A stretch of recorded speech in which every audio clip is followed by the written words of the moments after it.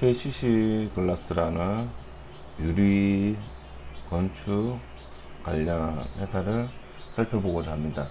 원래 코리아 오토글라스라는 자동차 유리를 제조하는 회사를 보려고 했는데 2020년도에 KCC랑 합병을 했더라고요.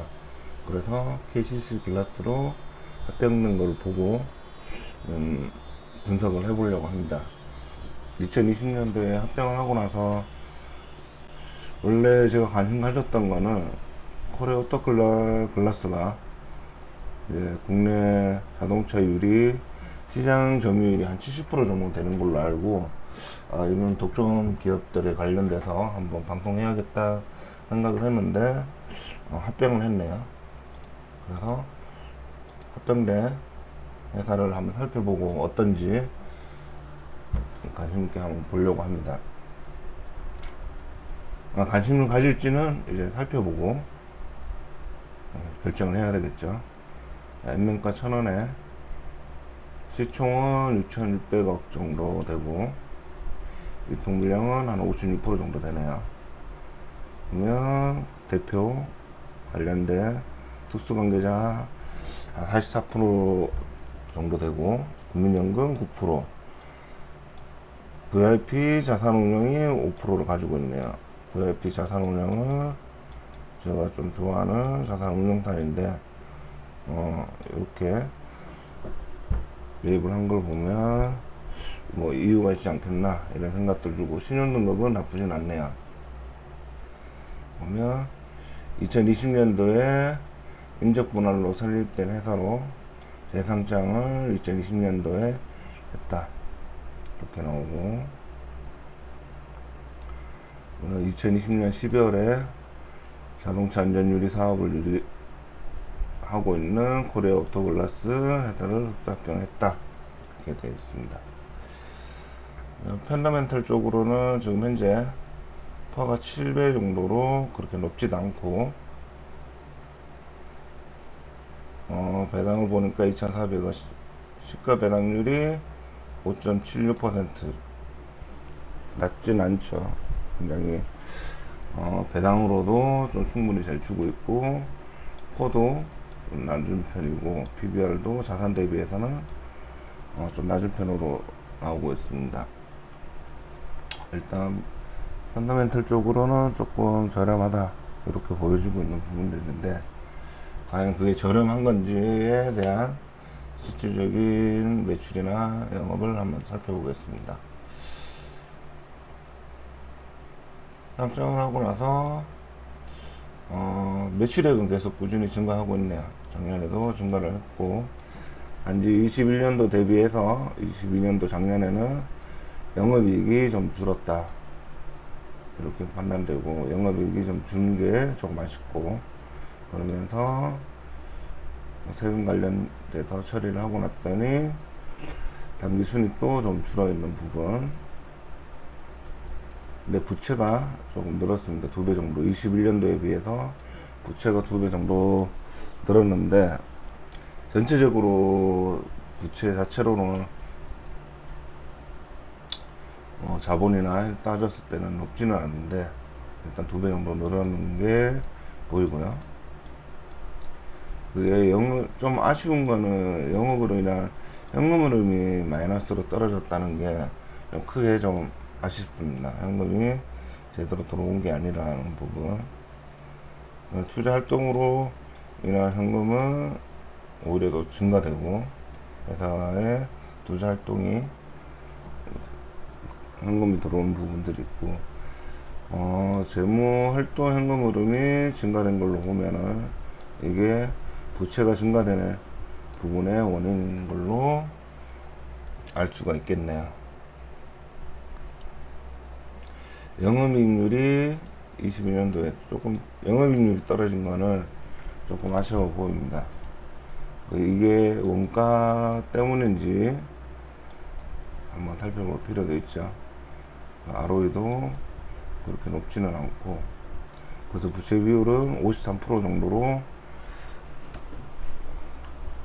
증가는 되어 있지만 유보율이 거기에 대비해서 많이 높은 걸로 나와 있어서 크게 문제될 건 아니고, 퍼도 지금 6배 정도로 작년에는 더 떨어진 거니까, 적정 퍼는 아직 재상장을 하고 나서 뭐 판단하기는 좀 어렵지만, 그러니까 일반적으로는 좀 저평가다 이렇게 볼 수도 있네요.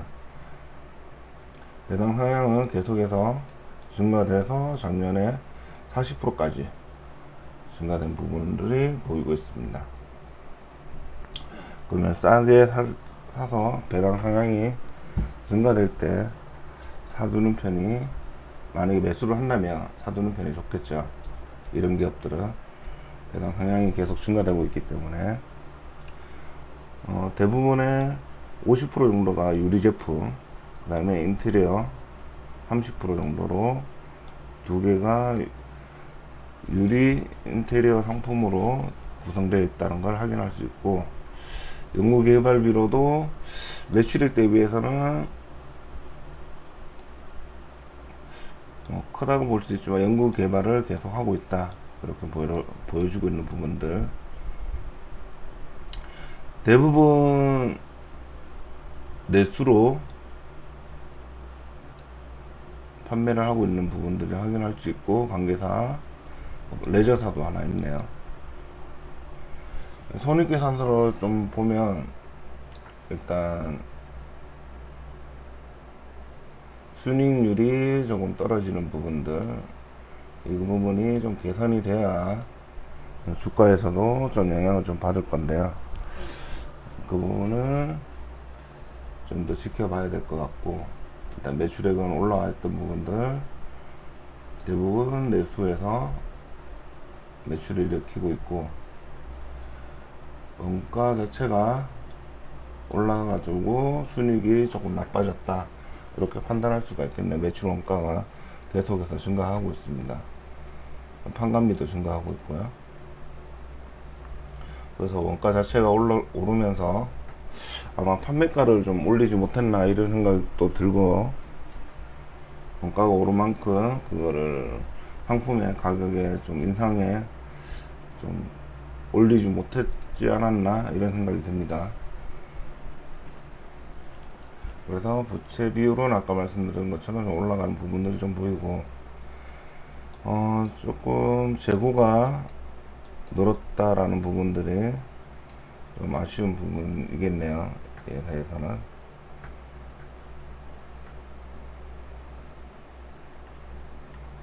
뭐 재무적으로 보면은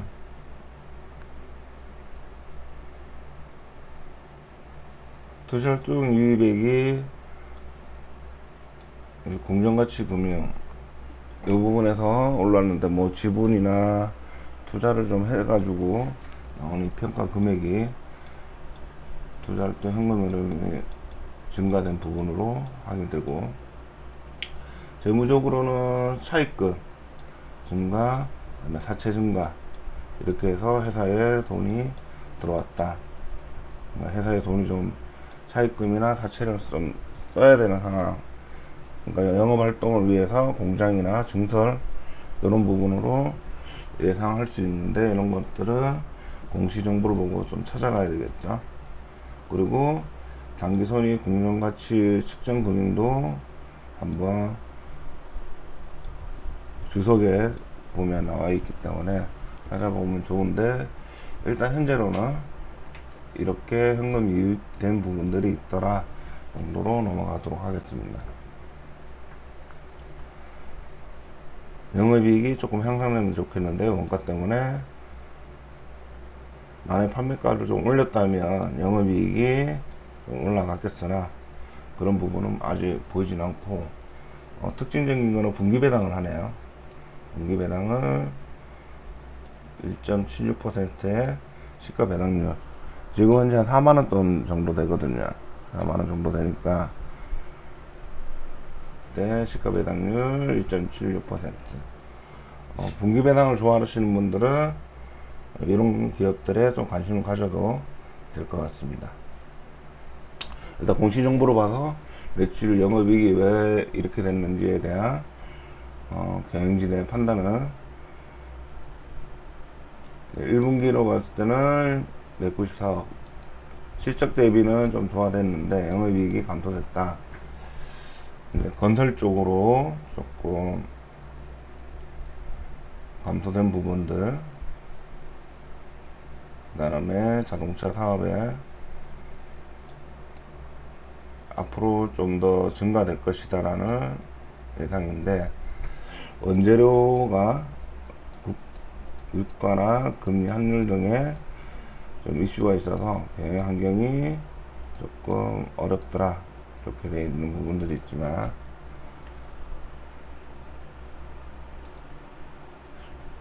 그래도 꾸준히 본인들 브랜드 가치가 있어서 수요가 있을 거다. 그리고 전기차의 대응도 본인들이 대응을 할 거기 때문에 실적적인 부분은 장기적으로 긍정적으로 생각을 한다, 이런 부분들이 있고요.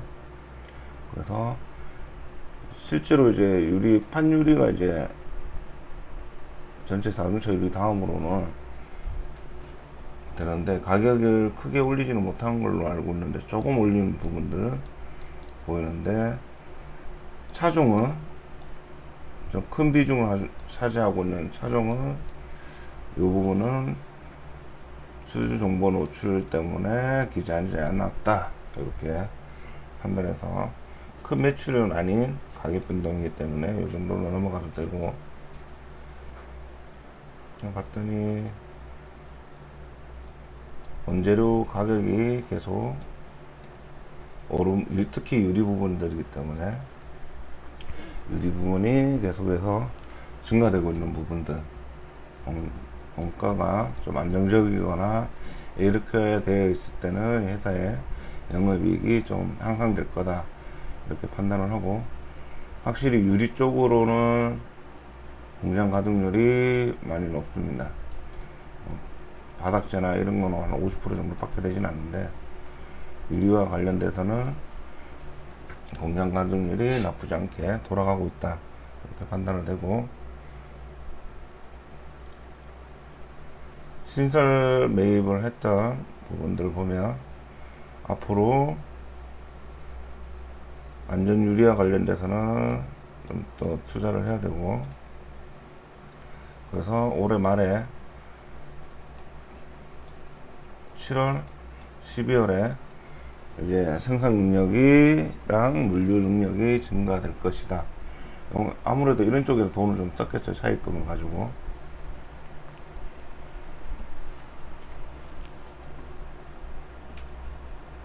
주 매출처 자체가 국내 자동차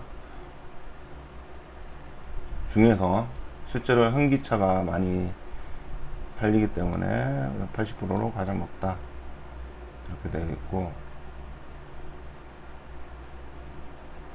시장 점유율, 판유율은 50%로 굉장히 높게 되어 있는 부분, 건축용도 한 40%, 그렇지만 자동차 점유율은 73%로 거의 독점을 하고 있다. 지금은 74%까지 올라왔습니다. 변동성 없고, 자동차 부분이 좀 더 많이 판매가 된다든지 하면 회사의 매출이, 이 회사의 매출도 많이 올라갈 것으로 보입니다. 점유율 자체가 높기 때문에 거의 바로 밑으로 올라갈 것으로 확인되고, 뭐 위험성이나 이런 쪽을 좀 봤을 때 현금이 816억 원, 그 다음에 기타 유동자산도 2,900원 정도의 많이 자산을 가지고 있는 편입니다. 이렇게 따져보면 뭐 채권이 크게 변동되는 부분들은 없기 때문에 그냥 유지를 하는 부분이고, 뭐 유동부채를 4,500억 정도 되지만 나머지 현금으로 좀 따져도 한 절반 이상은 되는 부분들이고, 유동자산까지 따진다면 충분히 커버는 될 걸로 판단이 됩니다. 급격하게 좀 오르는 부분들이 아니기 때문에 조금 차입금을 좀 줄여도 나쁘지 않겠나 이런 생각도 들고, 1분기 따져보면 한 150억에 한 4분기 3분기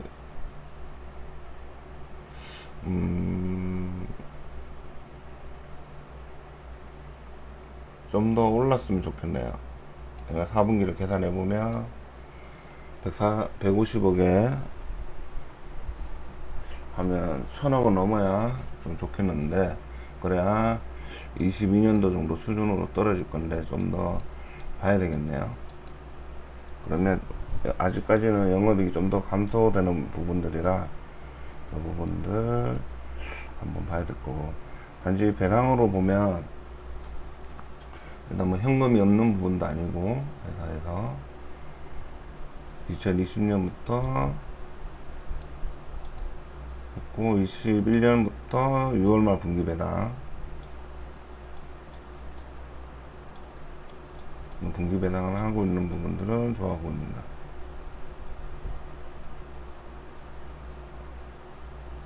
아마 뭐 분기라고 하지만 아마 반기 배당인 것 같은데, 연이해니까 반기 배당이네. 토탈로 치면 반기마다 해주는 부분이고, 목표는 N면 배당률의 200% 내외. N면가가 1000원이니까 한 2000원은 목표로 삼고 있다, 이렇게 보는 거죠. 배당은 2000원 정도는 목표로 계속 잡고 있다. N면가의 200%니까 N면가가 1000원이고, 그리고 0.17% 있는 자사주를 소각에 대한 검토는 하진 않고 있다. 앞으로 어떻게 될지는 별도 공시하겠다, 이렇게 되어 있는데, 일단 기업 자체로는 한번 살펴봤고, 2020년도에 재상장을 했기 때문에 연간, 주간, 월간으로 뭐 판단해 놓았고,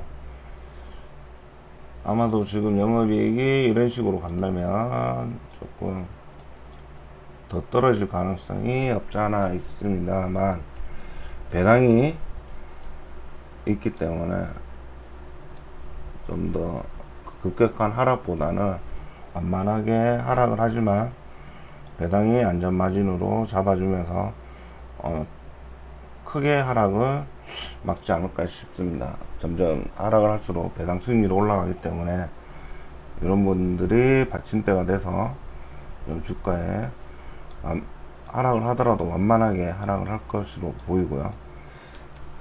그럼 원자재 가격만 좀 부담이 떨어진다면 주가는 다시 상승하지 않을까, 이렇게 생각을 합니다. 아마 1분기 기대치가 있었고 한 5만원까지 간 적도 있었고 한 3만원대까지 간 적도 있는데, 일단 배당적으로 측면에서도 바라보는 분들도 좋을 것 같고, 일단 유보율이 높기 때문에 뭐 단기간에 적자를 보는 것도 아니고, 단지 영업 현금 흐름이 조금 안 좋은 부분이 우려스럽고, 그러면서 재고가 조금 쌓여 있는 부분들, 이런 부분이 좀 개선되었으면 좋겠다, 이런 생각을 하고, 저는 이 회사를 약간 관심 종목으로 좀 추가를 해야 될 것 같습니다. 관심 종목으로 한번 둬도 될 것 같네요. 물론 분기별로 회사를 파악을 해서 보겠지만, 좀 더 안정적이고 독점 지위에 있는 부분도 보이고, 자동차 회사가 잘 되거나 전기차들이 활성화에 따라서 회사의 그 다음에 원가만 좀 줄면 이익이 향상이 많이 될 것이다, 이렇게 판단이 됩니다. 자, 오늘 이렇게 마치고 다음에 찾아뵙도록 하겠습니다. 감사합니다.